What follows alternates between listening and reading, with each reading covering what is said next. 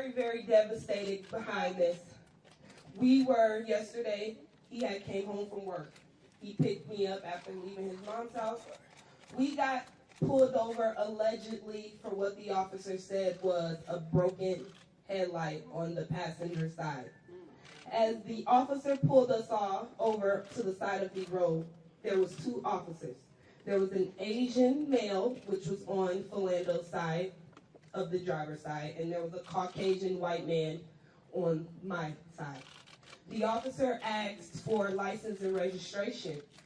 As my boyfriend Philando went to reach for his identification, which he always kept in his right backside pocket, he began to let the officer know that he was concealed and carried. He was armed. As he began to get himself back comfortable from constantly being asked for identification and registration, the officer let off shots. Not one shot, not two shots, not three shots, not four shots, but 5 shots! Listen. For no reason. How can one man put his hands in the air and reach for identification at the same time as he is telling you that he is armed? He was having difficulty. It was in the holster in his pants when they removed him from the car, as was his wallet in his back pocket. They did not check for pulse on the scene of the crime. They did not make sure that he was breathing. They instantly rushed their colleague off to the side where they comforted him, where he began to mourn and cry, "Oh my God, I can't believe this. What I did!" He asked, let me tell you guys again, we were pulled over for alleged broken headlight. He asked us, did we know? And we stated that we did not know. We were unaware. At the time, he asked for license and registration.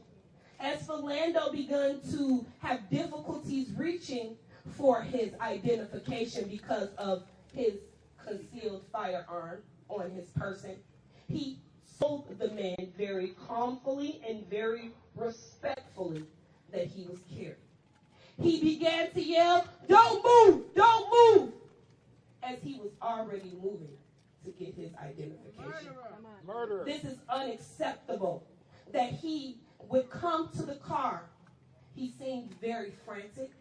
He seemed very nervous. But he still had no right to bear arms on an innocent man in front of his girlfriend and her child. They make so many excuses. They took me off the scene. They took my phone. They didn't feed us. They manipulated me to go to the store. They agreed to feed us and give us water, and they didn't. They handcuffed us. They put us, me and my daughter, in a room until the BCA came and questioned me, where they separated myself and my daughter. Oh my God. I did not leave. They took over my Facebook page after the video was posted. I was gone because I was in the Roseville precinct. When I got there, there were not one officer in sight. The precinct was closed. No one came to ask me questions. I waited and I waited and I asked many questions. I asked, was he dead? They told me he was at Regents. When I tried to get to Regents, he was never at Regents. He was at because he was transported to HCMC. And had possibly he was at Regents, he could have survived. Wow. That's right. If they would have helped him, he would have survived. But the officer at hand wrongfully fired his weapon when he asked for license and registration. If it's okay for a community to be concealed with license, why is it okay for an officer to bear arms for no reason? When stating out of his mouth, I have a firearm. He volunteered that information. The officer didn't know. He didn't know that he had a firearm until he had difficulties reaching in his right pocket to get his wallet. How was you treated? I was treated like a criminal. I was treated like I was the one who did this. They were very, very racist towards me. They treated me like this was my fault.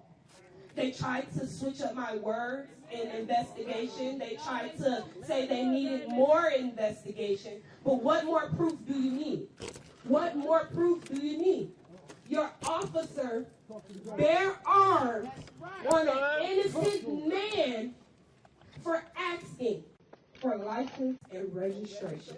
How did the officer respond after the shooting? He was crying. He was frantic and very, very nervous. We heard it. We seen it. As you guys seen on the video, I was not able to get the actual shooting because I did not want that horrible act to be on social media because they already tried to remove it. I just wanted the truth. I wanted everyone across America and everyone in the state where we reside to know that our people, police, who are supposed to serve and protect us, are the ones that are killing us off. Right. It's a setup. I feel like I need justice. The officer at hand that did this should not be getting any type of pay. No pay. He definitely should be behind bars. Because the man was not only took from his family who loved him, he was took from the community. Many of you guys as kids probably go to the school in which he worked at. Many of you guys as kids knew this man. He was loving. He was caring. He stayed home. He went to work and he took care of his business.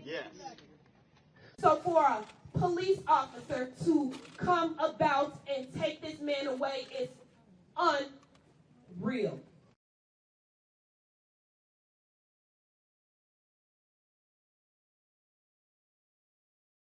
Diamond Reynolds, another round of applause for her courage. You guys are little